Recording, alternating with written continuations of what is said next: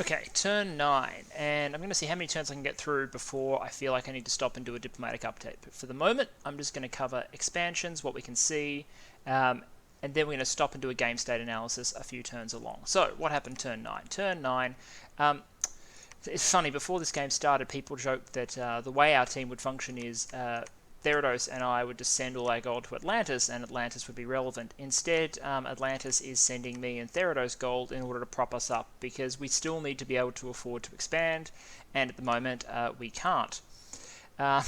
So we got 30 gold from Atlantis just as a top up. There are a couple of expansion battles.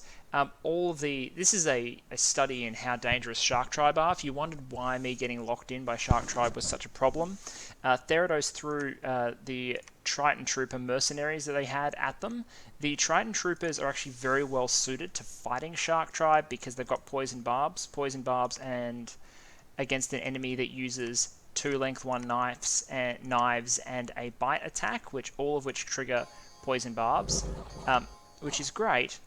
And you do get a lot of Shark Tribe. See the huge poison damage like flashing up all over them as they attack and when they're stabbed in turn. However, Shark Tribe is still really offensive, and it really took the second wave of Therodian troops coming up behind the mercenaries to make this happen. So we lost all 25 Triton Trooper mercenaries and the commander. The good thing is no one else could possibly hire these guys because no one else had a water province, so we were able to get them for minimum bid. But still, look, it helps. It gets Therados into the Shark Tribe province, which isn't particularly valuable, but it is a cap province, and it clears out indies that we probably couldn't have cleared out without those independents. So Therados is now rocking at 1, 2, 3, 4, 5, 6, 7 provinces, while I have 1, 2, 3, 4, 5, 6, 7, 8. 8 because this turn I did expand over here with my big blob, murdered some Ictiids, and it looks like there are just Kalulu down here. Nice weak Kalulu, so we can go kill them, and then we have a rendezvous with some Shark Tribe Tritons and some Shark Knights. We'll do a site search here. What else? Yes, okay, so we now have, we've got locked in proper peace deal with the team of Hinnom, Sarmatia. If you looked at this really cruelly, they would be a great war target because they border Atlantis, and they border Therados, so there'd be ability to push from both directions, and they don't necessarily have a great matchup, and they're probably going to be in other wars. In particular, I believe they are already involved in border skirmishes. Not skirmishes, they've been contained by Varnheim. So, there is that, but at the same time, very friendly, and I'm not above making diplomatic decisions sometimes based on just how much I trust people and how well they approach us. And this team, they're good people, so we have peaceful arrangements there. And one of the things that we got out of it was this province 54.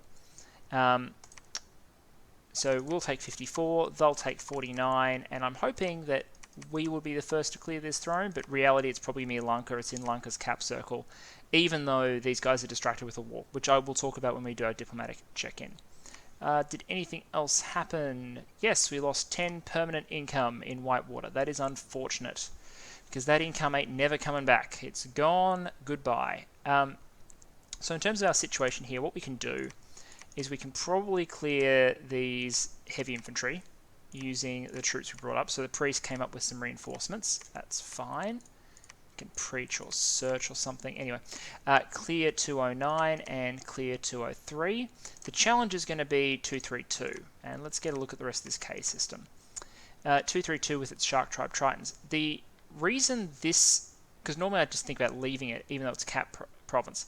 The reason you might want to do it is to get into 5, because 5 is a cave we might actually have a shot at. The reason is there's a throne here which prevents Pan rapid expanding into the cave, and it doesn't border any of these provinces, so the only way to get in is through 234, and 234 hasn't been taken yet, so hope springs eternal. Lavaborns are tough in low light in caves, especially for, well, turtle warriors. They hit exceptionally hard. Think of this as this is a form of Abyssian battle axe infantry, who are superior to turtle warriors in every way, but we'll make more turtle warriors. Eventually, we'll just have to bust out. We're just going to have to human wave. We're going to human wave the Shark Tribe, just overwhelm them with inferior troops, and hopefully have enough left over to get into 5 caverns of gold. Meanwhile, we'll clear these up and make good on the arrangement that we have with Team Beratos, Machaka, Agartha. who control this sphere here, and I'll talk about that in a couple of turns. In the meantime, we'll jump to turn 10 and zip through expansion. Okay, expansion. Expansion is the thing that is happening. We found a sunken tower, a water gem. Hooray! We obviously don't have enough water gems. No, I'm not going to say no to water gems. Water gems are useful, especially since we're going to burn a lot of them on Voice of Tiamat later. And then a series of expansions. We lost basically nothing against Kalulus. This is why...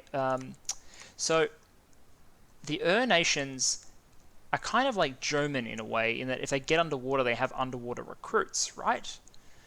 Who technically should allow them to do stuff. The difference is Jomans are good with things like Ryujin and Shark Warriors. Underwater recruits, the Kalulu, are kinda shit. So what you saw here was a bunch of Pelagians who are not an intimidating underwater force, although the Knights of the Deep are pretty good. Up against a bunch of these bare-chested Kalulus. They're hit point sacks, that's all they are. They're size 3, 28 hit points, but they're 4 prot, 9 defense, 10 attack. And they hit moderately hard. The problem is, even with all those hit points, lance charges do a number on them. They get surrounded, they've got no defense, and they're just going to get chopped up even by the relatively mediocre Pelagian infantry. So, we lost 2 turtle warriors in Sacred Lake. Most of the killing was done by the Triton riders, as you'd expect underwater. What else happened? Oh yeah, this was funny. Okay, so Hinnom agreed that because you'll remember Hinnom took this province even though they shouldn't have, so we were like, oh, we'll just send in some guys to take it back. And Stalin, for whatever reason, has his priest, his choral priest who is commanding these guys, either set to attack or they're on guard commander or something. Either way, against this tiny province defense, what's going to happen is the priest is going to be at the front, and this guy is going to take a hatchet and hit him and kill him. In fact, let's just check in the body. So he just buries his hatchet in his body, kills him, and all these shamblers who could have effortlessly run over that PD start to run away. Nice. So that was embarrassing. Don't embarrass me in front of my friend Stalin. We conquered Vilcez on land. Atlantis took this one from independence. So Atlantis killed some shark tribes, showing how good Deep 1 spearmen are compared to most other underwater units. Those 2 attacks, high damage, just doing the business against the shark tribe, even though they barely outnumbered them. Compare and contrast that to my own troops. And then we saw Yomi lose a battle in this cave down here. And this gives us a little bit of hope, because if Yomi came in here straight away, we'd basically be lost. There's one D2 mage that's skilly spamming in here. Couple of long dead horse. The Bakemono show have Dark Vision 50, so you'd think they'd be good choices for underground combat. The problem here is, well, one, these are pierce resistant, high defense, long dead horsemen, who are going to be hard for the Bakemono show to kill. They do kill them, they advance, and then I think they're overwhelmed by the skelly spam. Oh, no, the morale breaks before that point. Bakemono show only have 9 morale. So they lose, and hopefully that means something for us. Atlantis attacked Ichthyids and won, losing 10 of the Deep 1 spearmen, which is unfortunate, but it's expansion, and Mu. Atlantis attacked it once. So 3 successful expansions and 1 fail for Atlantis, 2 successfuls for me, nothing from Theridos this turn. Theridos has no more expansions until they get to Whitegrave, which is 6. Atlantis, meanwhile, will take 230. 206 are hard enough to crack. 228 we can get eventually. Theridos, ideally Atlantis would get here, Kark 216 with the Wolf Tribe, but that means bringing up another army to do it. And we don't have priority on that at the moment because the army needs to be going out this way to establish our land bridge connection. So what do I have to do? I'm going to start building a fort here, either this turn or next turn. I am going to try and clear out the Shark Tribe with what I've got. I'll check that one out and then probably try and clear them. I need to get there eventually in order to get to 10, which is the province landhold I have been promised. I'm not sure what else to say. I'm going to keep my scout in 234 because I want to know if anyone enters this cave system. Otherwise, I hold out hope. And I'm going to have a look at clearing 232 soon as well, because if I can do that, then I can crawl my way into that cave system, and that would be an additional 2 provinces that would be really handy. Anyway, don't want to get bogged down in game state. Save that for a few turns from now. We'll jump forward to turn 11. Keep this. Okay, turn 11 was a good turn for us. I decided not to expand in the end, by the way, because it gave me time to bring extra troops over, so I can crush these Shark Tribe with both my turtles and my underwater force. And I massed up a few more units in Pelagia 219, so I can go in with, a really good mob of stuff. 48 units to the 20 to 30 that are there should give me a good chance of punching through. So I'll be able to go for those 2 provinces this turn. Other than that, Atlantis did suffer some losses taking this province from independence, but Shark Tribe and some Shark Knights, and Atlantis's force was getting a bit small. And fortunately, their PD killed a random attack Kraken too, which is kind of cool, which means they didn't lose this province. Therados managed to expand into Great Blue. There were some losses, 12 curates. This is expensive. This is very expensive, but it's expansion.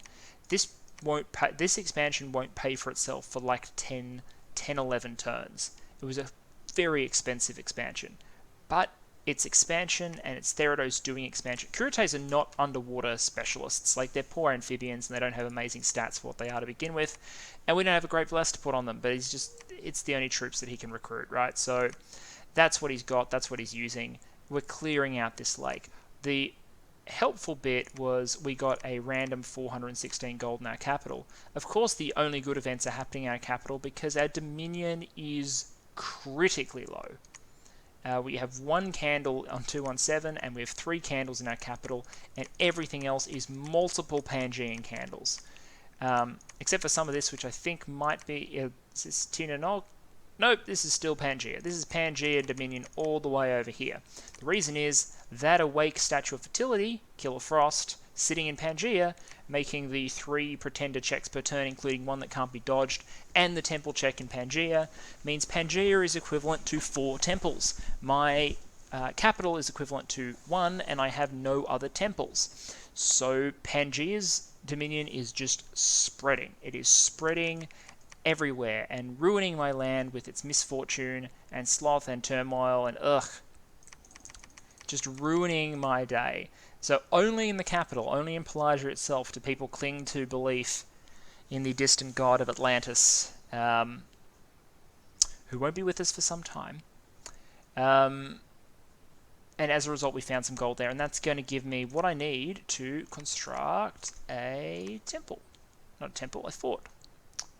Great. It was like it was meant to be. And allow us to do something like that. So, very exciting. Are we expanding well? No. 3, 4, 5, 6, 7, 8, 9, 10. 10 on turn 11. That's rookie numbers. That is serious rookie numbers. Therados is at 4, 5, 6, 7, 8, which is woeful. But hey, it's Therados, non-pop kill Therados as a disciple, and then 1, 2, 3, 4, 5, 6, 7, 8, 9, 10, 11, 12, 13. Very average numbers for Atlantis, but this is a close map. Remember, the allocation per player is only about 13 provinces in terms of how much is on the map. I'm going to run this one more turn, I think, before I do like game state diplomatic check-in. So let's see how it goes. Alright, good, bad, ugly. Good. Isle of Ice, 3 water gems. Love a good 3 water gem site in an already decent province. Solid. Also solid, 229 has been taken, like purple. This is now mine. I can now climb up on land, take province 10, and erect a fort, which will give me a enclave presence over here near Machaka, and I believe Beritos is up here. Unfortunately, over here, the human wave failed. The human wave failed. So it was my blob against their blob. My blob was bigger, but they were Shark Tribe. And they got a little bit of a wrap on this side. I misjudged just a little bit. I got a wrap on there on the top. They got a wrap on the bottom, which meant we both killed each other pretty quickly. My morale broke first because they're a bunch of berserking twits. So we lost 20 Turtle Warriors and a Triton Rider, and the 3 of my own Shark Tribe that I brought to the fight. I can regroup and try again with my new recruits because I think most of them died. Yeah, there's not many of them left, but that's still bloody annoying. Oh yeah, okay, so Atlantis attacked again. And this time the commander is in the back. Nice and safe. And the troops go up to fight this one. I think this is 1 PD, I assume. Anyway. So they go up and they gonna murder this guy.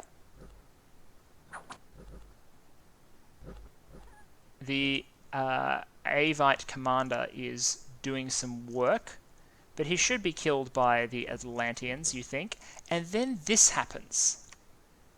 This Quoscon dude, this commander, steps into the forward square, sharing it with the Deep One Spearman, and is immediately hit, down to 4 hit points, and killed.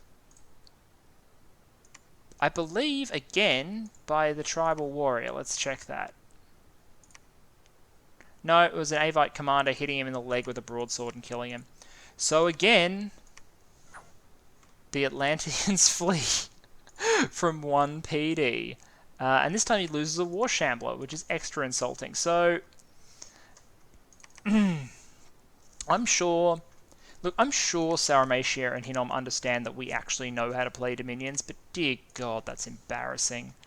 And the Krakens weren't happy with losing last turn, so 5 of them attacked this time and took Whalewind Border. So Atlantis will need to send troops from their capital to reclaim this province, because it's actually a good one. Apart from that, what else? Oh yes, 2 things. We finished our first fort, which is on land, which is solid. So we should finish this one, and this one will finish at the same time. We're going to build a lab, recruit some more units, and go from there. This will give us access to Pelagian explorers, who are going to be our primary research, searching, combat, everything mage. We're going to build our nation off the Pelagian explorer, because that's the best amphibious mage we have other than the capital-only Ichthyiid Pearl Mage, who I'm recruiting a bunch of as well, despite the fact they only give me 9 research points each, even in Magic 2. Well. I'm going to go one more turn, I think, because I think if I go one more turn, the update will probably be more interesting, just because there's a lot of conflict going on at the moment, and I'd like to cover it all off. What freaking trolls. What trolls. Like, geez. Thank you, Pangea, for your terrible dominion. So, this turn we were attacked by trolls. Lots of trolls. Sea trolls. And a Sea King, which is a Water 3 mage underwater. And of course, you know, our PD wasn't going to get us anywhere. The trolls just come in. Sea trolls have underwater regen 10 and regen 10, so they regen 12 hit points per 11 hit points per turn, I believe. And murdered everything. The problem is that is a province where we were building our fort, so the losses are actually immense. In terms of time, in terms of momentum, they've cut my empire in 2, so there's now no aquatic line of communication within my nation. Which kind of sucks. The amphibious stuff can walk by 209, so I'm really, really glad that TNN gave me this province, or let me buy this province, because otherwise I wouldn't be getting income from any of this. At the moment, income from these provinces is tracing via 209. And I don't have enough to kill these trolls just yet, I don't think. I'll have a look at that. I delayed taking 10, I'm going to have to at some point. But now I'm in the dilemma of, if I send troops up to 10, I'm committing to 1, 2, 3, rather than being able to go in straight against the sea trolls. I did, however, take Lake Vastness, which is great. I'm going to shape this force up and figure out whether or not there is sufficient troops there to kill the lava-borns. I think there may be. Other than that, Atlantis rolled out and killed the Kraken with some Coral Guards and a Basalt King. They attacked these Tritons, which was good, and we of course took Lake Vastness. Other than that, not much happening. Oh, and Snek the Drakon claimed the Outer Throne. So, that's Team Beratos Machaka Agatha. And Snek is whose god? Snek is Beratos, which means it's this throne. This is the outer throne. So they now have... Dominion gets magic +1 and spreads Dominion 2 and produces 3 astral pearls per turn. Not bad across the board. If you don't have magic 3 scales, and I doubt they do, not even we do, then you'd be really glad to have that free scale as well as the extra temple checks and everything else. So, let's do a wrap of the last couple of turns. For one thing, I haven't really expanded much because I keep losing shit to independence or moving slowly or getting defeated. It hasn't been amazing. Atlantis has done better, but again, the independent coalition has made Atlantis pay a couple of points along the way. As a result of this, my army's actually gotten smaller over time. So has Therodos's.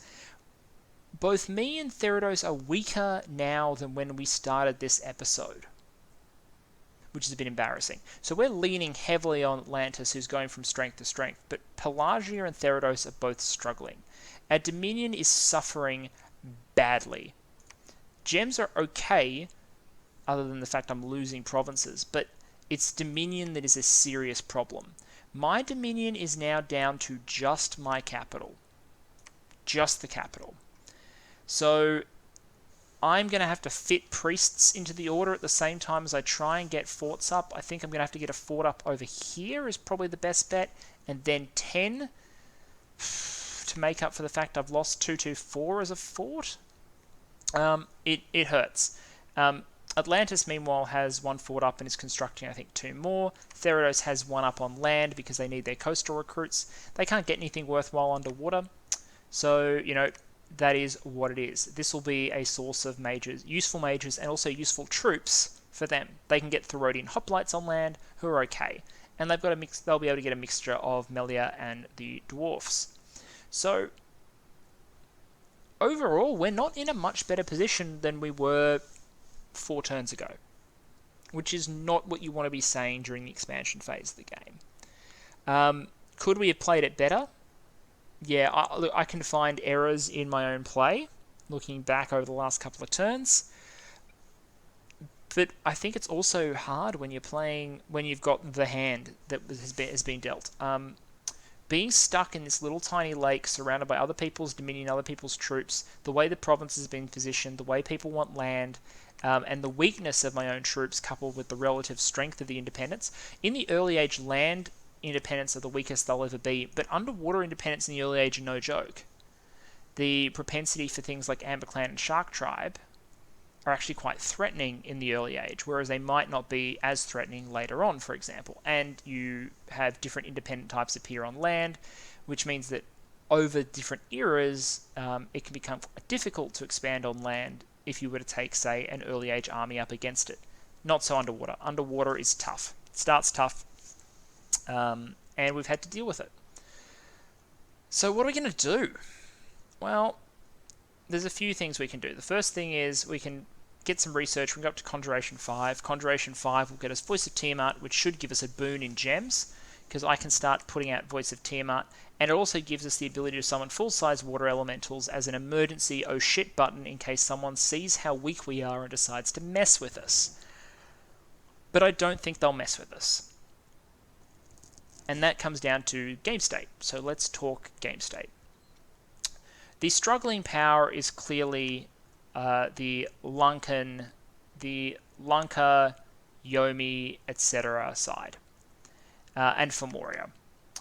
What has happened is Team GC, so the Ice Babies, and the Elves have both brutalized Team Femoria. Team Femoria, Lanka, etc. You can see that Varnheim is way up in Lanka's shit, that Arcocephali is in Lanka's shit, and down here, Pangaea and Tiernog are all over this stuff here. So Pangaea, I think, is in close to the actual capital of Yomi, whereas Tiernog, I don't know. My Australian accent struggles with that one. I didn't grow up with any Irishmen in my household, whereas I grew up with people who spoke Slavic languages, so pronunciation there is a little easier. So Pangea are all over this stuff here, which means this team, this team of Lanka, Formoria, and Yomi is probably not long for the world. And I think part of the reason is the diplomacy. Part of the reason is they went with a Dormant Bless, and then two Hellbless teams saw this as weakness and decided to attack them. Geography also plays a big part. Lanka cannot effectively get around here to reinforce Yomi or Formoria because this web of... This is basically a valley between a cave system. So if you want to walk from Formoria to Yomi, you go 1, 2, 3, 4. In that weird sort of oblique pattern, which is a long communication channel for this game, which is relatively easy to cut. There are a few alternative options. These caves don't link down here. And this cave over here is basically locked off by Hinnom already. So this team is in trouble. Now we have to be aware of this because in an ideal world, we want this peninsula and to get into this water and want this throne. However, Lanka now has this throne. So we have an imperative over here to potentially to jump in on this war and take what we can. But we need to do it in a way that doesn't get us absolutely face rolled because, I mean, look at all these Palankashas, right? These Palankashas will absolutely mess up everything Therados has, which isn't much. Therados doesn't have much. Let's not kid ourselves. However, the complicating factor to this war is that we're looking at, or there are discussions around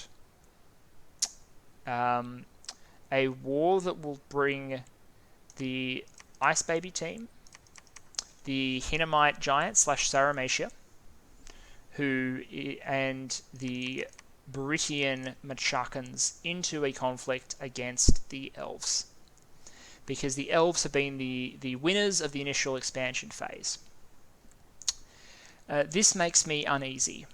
And in so doing, I'm jumping ahead because I'm recording this in a batch. I'm actually going to be recording the next few turns in a batch with this one. So it's turn, or a couple of turns past this at the point that I'm recording this one. So we're invited to join in on a coalition against the Elves. Here is why that makes me uneasy. The first thing is, well, if we fail to be involved at all, then we will put offside our friends who we really need. In particular, it'll put off Team Hinnom, so General Sinwa, Galzon, Foxy. We need to have friends, and this is a friend down here. So it would alienate them if we turn this down completely. It would also alienate Team GC, who aren't super keen on us to begin with, at least based on the communications that GC has put out. Which is unfortunate. I don't know why. I think if they knew how much we were struggling... actually, no, if they knew how much we were struggling, they'd probably suggest people attack us or punt us off land. So we really can't win. If we appear strong, then we're too much of a threat and we have to be attacked. And if we're weak, then we're vulnerable and have to be attacked. Funny how everything leads to the same conclusion. Anyway, we've been invited to join. And the condition there is basically NAP, involvement in a coalition against the Elves. And what I've been saying is the only terms on which we'll get involved is if the other nations all provide guarantees. I've said that knowing that we're probably not going to get guarantees from everybody. Which means we're going to have to walk a really dangerous middle line. Because above everything, here is a complicating factor which I need to disclose. And I know there are probably people playing this game who will laugh at me. And my teammates will roll their eyes at me, but I managed to bring them along anyway. My problem here, there's an emotional one, there's a strategic one. Let's talk about the emotional one. T9 did the right thing by me. Basilius Basil cut a deal that he didn't need to cut, which got me on land, which is now my only tenuous link with my territories. He's the reason I'm in the game. He cut a deal. He's the reason I'm in the game. So attacking him immediately just sits badly with me. I think if people give you a good turn, you should give them a good turn in return, and that's even in a cutthroat game like Dominion. So personally, my preference is that we focus over on the Lankan sector rather than getting involved with the elves. The strategic problems are twofold. One, no one can support us against the elves. No one can support me against the elves. Atlantis can tickle the edges with Varnheim up here, maybe. But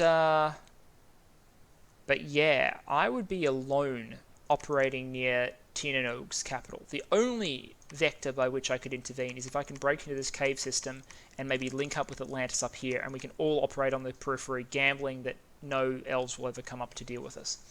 But even that would leave a sour taste with my mouth. The other problem is what happens if this is quick, and what happens if this is slow.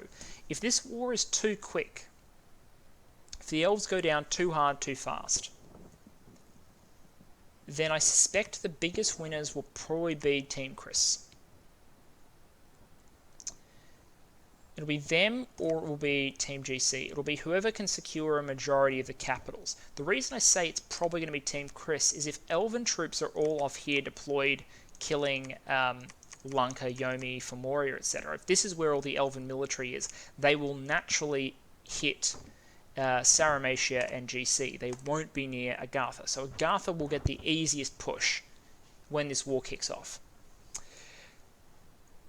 If one of these big teams secures a majority of the gains, not just a fair share, a majority of the gains, which is potentially likely, then you may end up with a problem greater than the one you started with. In particular, if a group of nations that can macro, like a nation which includes Beratos and thus has a blood and research economy, is able to knock out the elves, who are basically Bless Rush only. What is research? What are books? Then we'll be in a dangerous way. And I just feel like all I would accomplish if I jumped in straight away would be to draw troops and give other people gains, because I couldn't hold gains against T9-13, even by myself. So if we're going to get involved, it's going to be on very different terms, and I'm going to be very upfront about the situation with the elves, because I owe them that. Except for those negotiations that have happened in confidence, of course. There are things that have been said between myself and GC and between myself and others. Those don't get shared because of agreement, but the general stuff, I'll be frank with the elves about where things are at. I'll get a sense of where they think they're at. But I'll only do that once the war is commenced, because otherwise I'm betraying my knowledge that the war is beginning. And before I was told about the war, I was told I couldn't share it. And, if you can't keep your word on that sort of stuff, then it's pointless, because no one will ever tell you anything again. So as much as I might want to scream, hey, they're coming, I can't. And that's unfortunate. So there's going to be a war there. That's if that war is too fast. And if the war is slow, then us getting involved makes no sense either, because if the war is slow, then we're just going to get our troops mulched. I'm going to lose my land provinces. I'm going to sit hiding in the lake, because he can't follow me into the lake. Basically helping someone else's grindfest, which again doesn't particularly help. So I'm not keen on committing.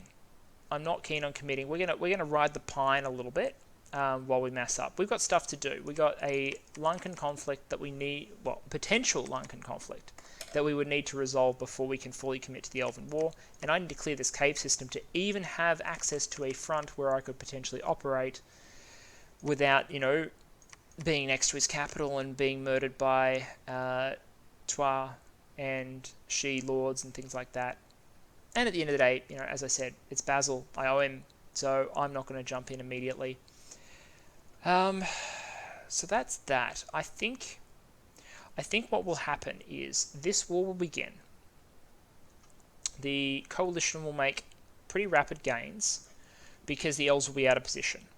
I then think it will be a grind, but a slow, victorious grind by the coalition to push them all the way back. But I wouldn't count the elves out.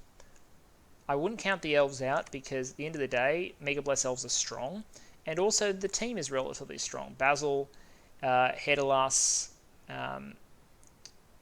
and Feng, these are good players, and Hedalas in particular is a master of defensive fighting in Dominions. He knows how to fight a defensive campaign, particularly one where you give him mobility. So I expect him to marshal his team for a solid defensive campaign.